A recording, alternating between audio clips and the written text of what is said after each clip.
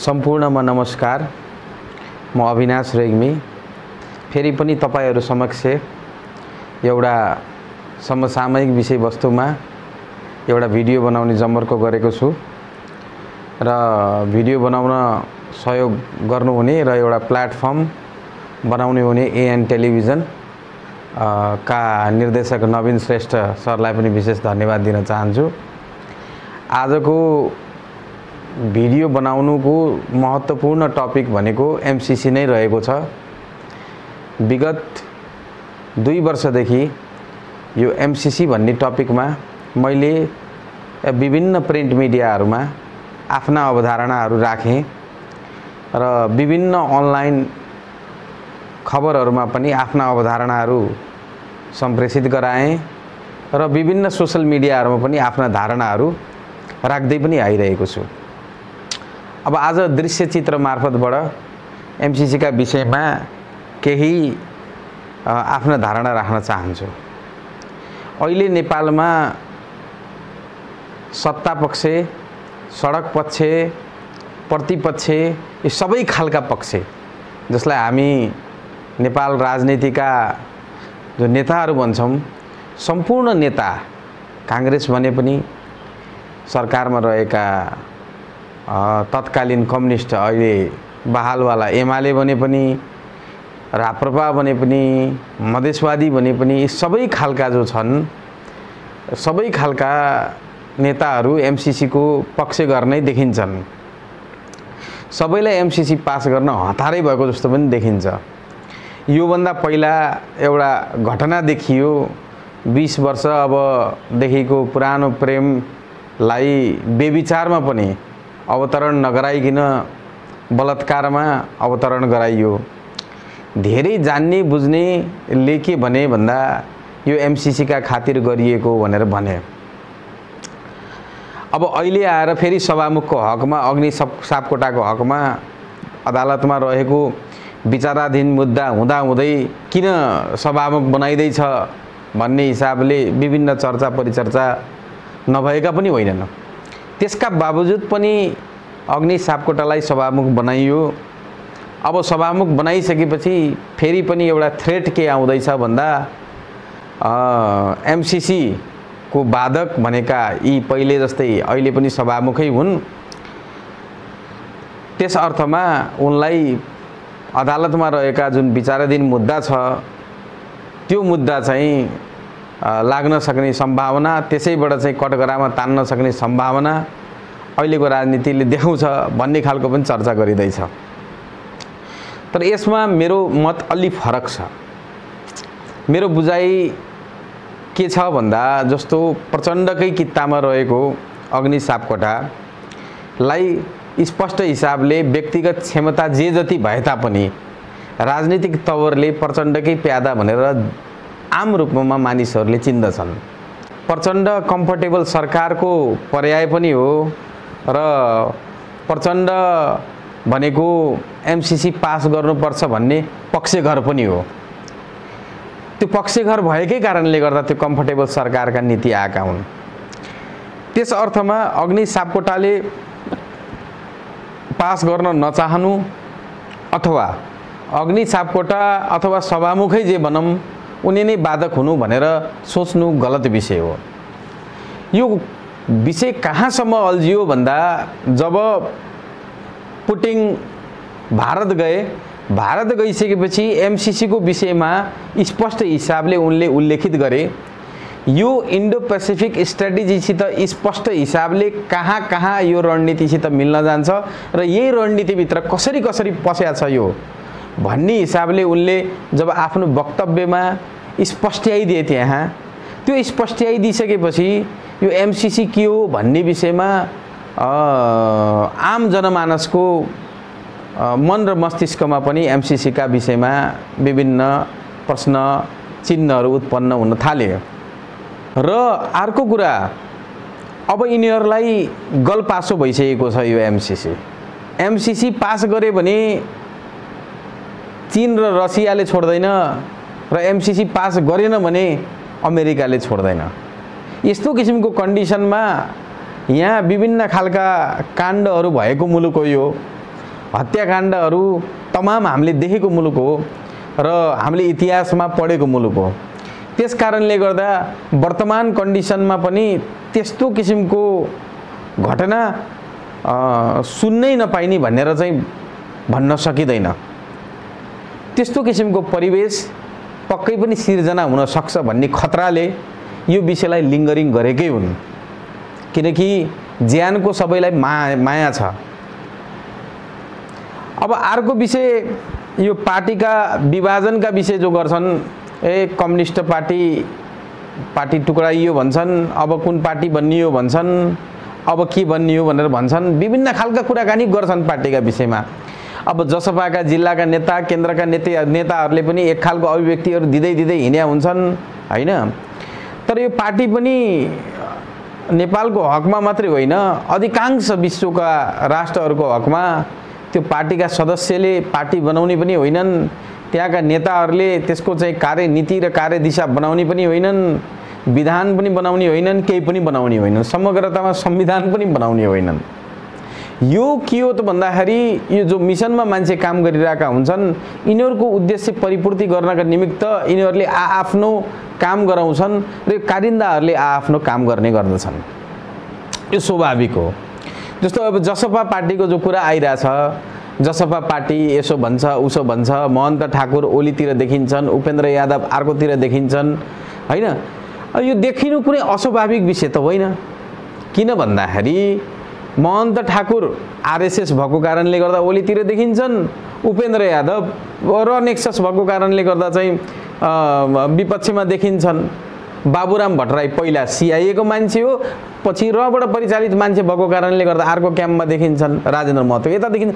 भनेपछि यो जसपाका कार्यकर्ताले चाहेर, जसपाका नेताले चाहेर, अथवा चाहिँ यहाँका जनता जो हुन्छ नि जागेर मेरा बाबै भनेर चाहिँ हुने चिज पनि होइन। न नेपाली काङ्ग्रेस प्रजातान्त्रिक त्यति बेला भएको थियो, न माले त्यति बेला भएको थियो।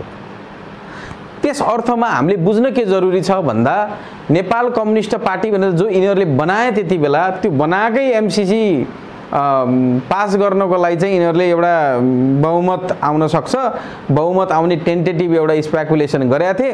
त्यो अन्दाजमा यिनीहरूले सबलाई जुटाइदिए। सबलाई जुटाइसकेपछि बहुमत आउँछ, संसदबाट पास गराउन सकिन्छ र यसलाई संवैधानिक एमसीसीलाई एउटा संवैधानिक रूप दिन सकिन्छ भन्ने हिसाबले यो यिनीहरूको जुन मास्टर प्लानिङ जो गरेका थिए त्यो मास्टर प्लानिङ फ्लप खाएकै हो, अरू केही पनि होइन। र रह्यो कुरा अर्को पनि बजारमा एउटा प्रश्न के उठ्दैछ भन्दाखेरि जो मान्छेले एमसीसी को विरोध गर्छ त्यो मान्छे चाइनिज हो पनि भन्छन् कतिपयले, अथवा त्यो मान्छे रसियन हो पनि भन्छन् कतिपयले, र जो मान्छे एमसीसी को पक्षमा उभिन्छ त्यो मान्छे अमेरिकन हो पनि भन्छन् मान्छेले, त्यो मान्छे युरोपियन पनि हो भनेर भन्छन् मान्छेले। तर त्यो होइन। हाम्रो भूगोलमा आएर कुरुक्षेत्र बनाउन दिनु भनेको यो गलत कार्य हो। नेपाली भूगोल अमेरिकालाई तिब्बत स्वतन्त्र अमेरिकाले चाहन्छ भने उसले मिसाइल फाल्न छ, उसले आक्रमण गर्न छ, अथवा उसले जे गर्न छ, जस्तो खालको रणनीति लगाएर उसले अहिलेको युग सापेक्ष युद्ध गर्न छ, उसले आफ्नो भूगोलबाट गरोस्। नेपाली भूगोललाई कुरुक्षेत्र बनाइन पाइँदैन। त्यस कारणले गर्दा चीन आक्रमक हुने कारण पनि त्यही हो। भोलिको दिनमा नेपाली भूगोलमा अमेरिकाले टेकेर परेड खेल्दै गर्दा चीनलाई आक्रमण गर्ने उद्देश्यका साथ अगाडि लम्किरहँदा त्यस्तो कन्डिसनमा चीनले कदापि छोड्दैन, रसियाले पनि कदापि छोड्दैन। त्यो भनेको नेपाललाई नछोड्ने होइन, आफ्नो सुरक्षाको थ्रेटको लागि त त्यसको लागि उसले त डेफिनेटली डिफेन्स गर्छ, जसले पनि डिफेन्स गर्छ। तपाईँ हाम्रो अस्मितामाथि, तपाईँ हाम्रो घर परिवारमाथि आँच आउन थाल्यो भने त तपाईँ हामीले पनि त गर्छौँ नि। त्यस कारणले गर्दा चीनले गर्नु, रसियाले गर्नु अस्वाभाविक विषय हुँदै होइन। अब यो एउटा च्याप्टर भयो। अब अर्को च्याप्टर राजनीतिमा के देखेछ भन्दा अब नेपाल हरेक राष्ट्रहरूबाट अलिकति बायस्ड भइरहेको हामीले देख्न सक्छौँ। जस्तै चीनमा बोआओ सम्मेलन भयो, त्यहाँ नेपाल बायस्ड भयो। अब लगभग 60 भन्दा बढी देशको त्यहाँ उपस्थिति थियो, तर नेपाललाई हजुर निम्तै आएन। पहिले आउने गर्दथ्यो निम्ता, आएन। र अमेरिकामा जलवायुको लागि ठुलो सम्मेलन भयो, त्यहाँ पनि निम्ता आएन। अनि भारतमा रायसिना डायलग सम्मेलन भयो जो वर्षेनी हुन्छ, त्यहाँ पनि नेपाललाई निम्ता आएन। अब यसको अर्थ हामीले कस्तो किसिमको अन्तर्राष्ट्रिय सम्बन्ध हामीले गाँच्दैछौँ कि हामीलाई हाम्रा छिमेकी मुलुकहरूले हामीलाई निमन्त्रणा पनि दिँदैनन्। त्यो बहुत सङ्कटको विषय हो। यसलाई मानिसहरूले सजिलरी हेलेका छन् अथवा चाहिँ यसलाई मानिसहरूले थाहै पाएका छैनन् यस्ता विषयहरू। तर यो अत्यन्त जटिल विषय हो, किनकि हामीलाई निमन्त्रणै नआउनु अथवा हामीलाई वास्तै नगर्नु अथवा हामीलाई देशै नमान्नु बहुत सङ्कटको विषय हो। नेपालको राजनीतिलाई बुझ्दा विश्वको राजनीति पनि बुझ्न जरुरी छ। जस्तो 4 दिन अगाडि संसदमा पुटिनले जुन हिसाबले वेस्ट पावरको काउन्टरमा उनले आफ्ना अभिव्यक्ति एवं धारणाहरू राखे, त्यसले विश्व जगतमा एउटा फरक खालको सन्देश चाहिँ दिएको छ।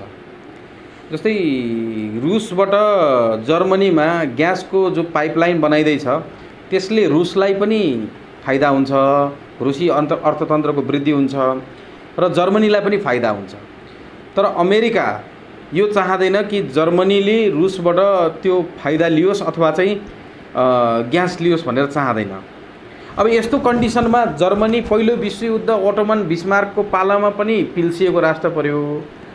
दोस्रो विश्वयुद्धमा तपाईको एडल्फ हिटलरको पालामा पनि अब विभिन्न ट्रिटीहरू गराएर फ्रान्समै घोडा टेकाएर आफ्ना टेरिटोरीहरू गुमाएका इतिहास त हाम्रा सामान्य नै छन्। त्यस कारणले गर्दा यो ग्लोबल ट्रेन्ड हेर्दाखेरि अब साँच्चै भन्ने हो भने पोस्ट मोडर्निज्म भनेर जुन यिनीहरूले एउटा नव उदारवादको एउटा थियोरी ल्याएर संसारभरि नै संसारको चाहिँ एउटा राजनीतिक सिनारियो नै बदल्न र संसारको मा रहेको परम्परा र संस्कृतिमाथि काउन्टर हान्नको लागि जुन ल्याइयो ग्लोबलाइजेसनको नामबाट, यसको करिब करिब एउटा अन्त्य हुने ठाउँतिर यो पुगिसकेको छ। र यही चीजले के देखाउँछ भन्दाखेरि विश्व राजनीति कसरी जोडिएको छ भनेर देखाउँछ। अब यही चीज नेपालमा कसरी जोडिएर आउँछ भन्दा नेपालमा पश्चिमाहरूले प्रयोग गरेको हामीले आज होइन पहिलेदेखि नै हामीले थाहा पाएका छौँ। अब अहिले गल्ली गल्लीमा तपाईले चर्च देख्नुहुन्छ हैन, एउटा मन्दिरको लागि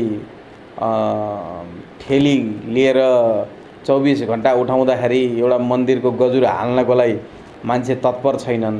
तर त्यो चर्चको लागि कहाँबाट पैसा उठ्या छ, कुन फन्डबाट पैसा आछ भन्ने मान्छेलाई थाहा पनि छैन हैन।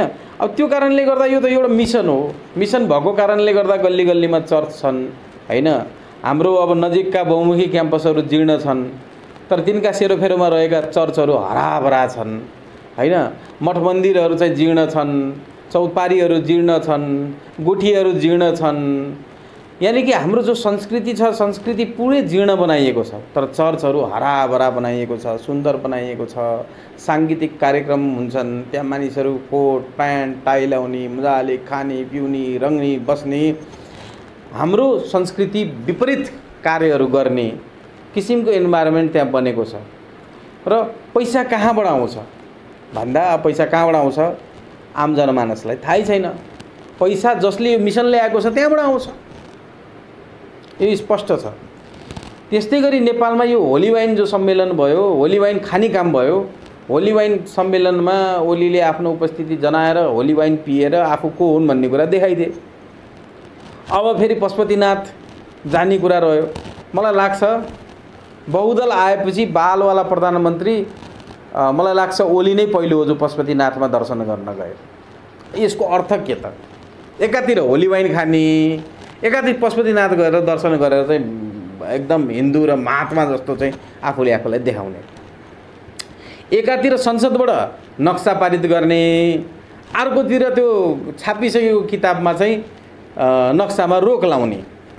एकातिर संसदबाट नक्सा पारित गर्ने, अर्कोतिर चाहिँ अस्ति भर्खर चाहिँ त्यो बाँडेको त्यो सम्मान र पदक, त्यो राष्ट्रपतिको पदकमा त्यो चुच्चे नक्सा हटाउने हैन।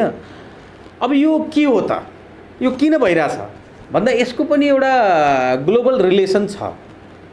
जस्तो त्यो दोकलाम गलवान घाटीको काण्डहरूमा जो वार हामीले देख्यौँ लद्दाखमा, अनि त्यसमा 20 जना जो मारिए थिए त्यति बेला इन्डियन, त्यति बेला भारतीय प्रधानमन्त्री नरेन्द्र मोदीको रतिभर कुनै अभिव्यक्ति पनि हामीले सुन्न पाएनौँ र न त्यहाँका अब भनौँ न अमित शाहहरूको पनि कसैको पनि सुन्न पाएनौँ। यानि कि सरकारको कुनै पनि खालको रेस्पोन्स हामीले देख्न पनि पाएनौँ, सुन्न पनि पाएनौँ। हो मिडियाले हम ये करेंगे वो करेंगे भनेर आफ्ना अभिव्यक्ति दिए, ती मिडियाको अभिव्यक्ति हो, तर आधिकारिक जो छ संस्थागत अभिव्यक्ति त्यो हामीले सुन्न पाएनौँ। यसको अर्थ के हो भन्दाखेरि त्यहाँको सेनामा पनि कम्प्लिट CIA छ। CIA ले जबरजस्ती चीनलाई घोचिरहेछ। अब चीनले त आफ्नो ठाउँमा आइसकेपछि काउन्टर हान्ने कुरा त भइगयो, काउन्टर हान्छ।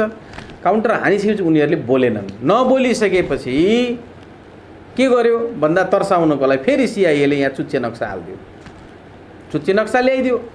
अनि चुच्चे नक्सा ल्याइदिइसकेपछि त्यति भएपछि थोरै मत्थर भयो। थोरै मत्थर भइसकेपछि ल अब मत्थर भयो, अब के गर्ने भन्दाखेरि ब्यालेन्समा आयो, इन्डिया ब्यालेन्समा आयो भनेपछि अब के गर्ने, चुच्चे नक्सा हटाइदे भनेपछि कारिन्दाले फेरि हटाइदिन्छन्। त्यो भएर हेर्नुहोस् राम्रो कामको प्रशंसा जसले पनि गर्छ। जस्तो धरारा बन्यो, 72 सालको भूकम्पले भट्काएको धरारा बन्यो, सब प्रशंसक छन्, म पनि छु। जस्तो रानी पोखरी पुनर्निर्माण भयो, म पनि छु प्रशंसक। जस्तो दरबार हाई स्कुल चाहिँ के हो त भन्दाखेरि पुनर्निर्माण भयो, म पनि छु प्रशंसक। सबै प्रशंसक हुन्छन् राम्रा कार्यको।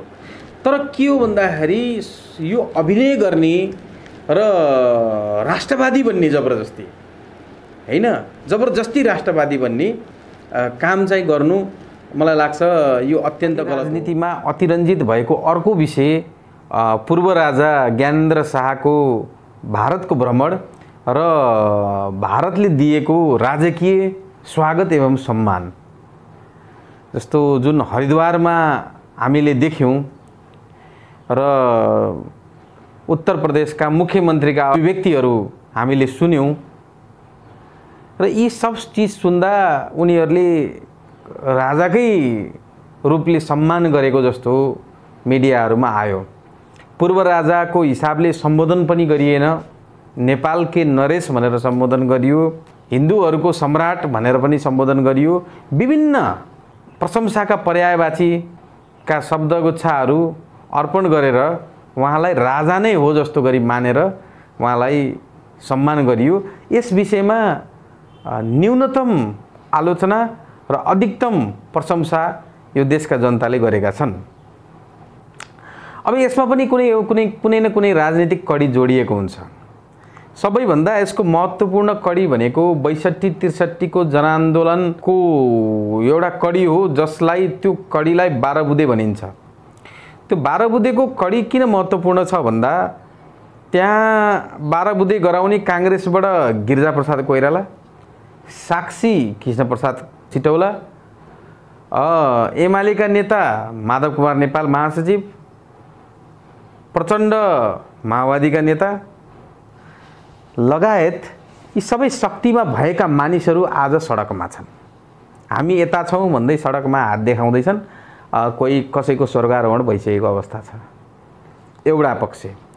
दोस्रो पक्ष तत्कालीन समयमा 12 बुँदे सम्झौता गर्ने बेलामा इन्डियामा मनमोहन सिंहको सरकार थियो, यानि कि साउथ ब्लकको हालिमुहाली थियो। अब अहिले RSS को हालिमुहाली छ। त्यस अर्थमा RSS ले पक्कै पनि नेपालमा चाहिँ हिन्दू राज्य स्थापना होस् भन्ने चाहन्छ। रह्यो कुरा राजतन्त्रको विषय, त्यो अपुष्ट कुराहरू हुन्। अब त्यस विषयमा चाहिँ मैले पनि भन्न मिल्दैन। तर नेपालमा हिजो 12 बुँदे गराउने मान्छे पनि छैनन् र नेपालमा 12 बुँदे गरेका मान्छे पनि छैनन्। त्यस कारणले गर्दा यो परिस्थिति यस्तो सिर्जना भइरहेको छ र अहिलेका भएका जो नेता छन् त्यो नेताबाट आम नेपाली जनता रत्तिभर सन्तुष्ट छैनन्। किनकि तमाम बलात्कारका घटना सुनिए, तमाम भ्रष्टाचारका घटना सुने, महँगी यति चुलिएको छ, दण्डहीनता छ, पुरै अराजकता छ, मुलुक यस्तो दुर्दशा को मार्गतर्फ मुलुक जाँदैछ, त्यसको चाहिँ मैले भनिसाध्दै नै छैन। त्यस कारणले गर्दा जनता त पुरै नाखुस नै छन्, जनता कुनै हिसाबले पनि सन्तुष्ट छैनन्।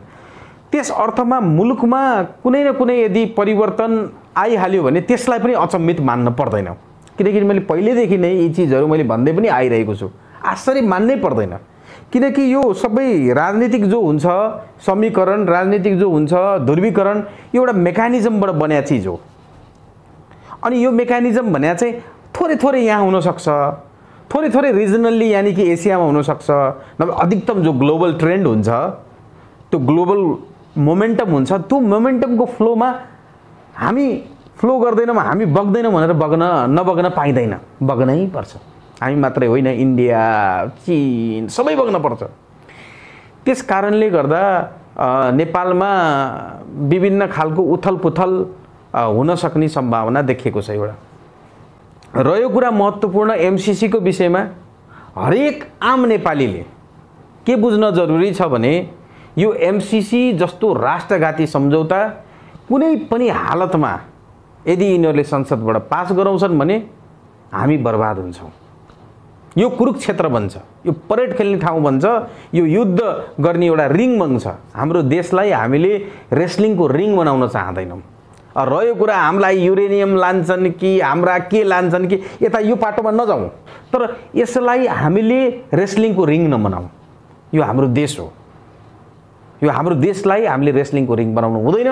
र हरेक नेपालीले, मेरो विनम्र अनुरोध छ, सम्पूर्ण राष्ट्रभक्त नेपालीहरूले एमसीसी को विरोध गर्दै हुनुहुन्छ र गर्नु पनि हुनेछ भन्दै आशा गर्दै आजको मेरा धारणाहरूलाई यही विसर्जन गर्छु।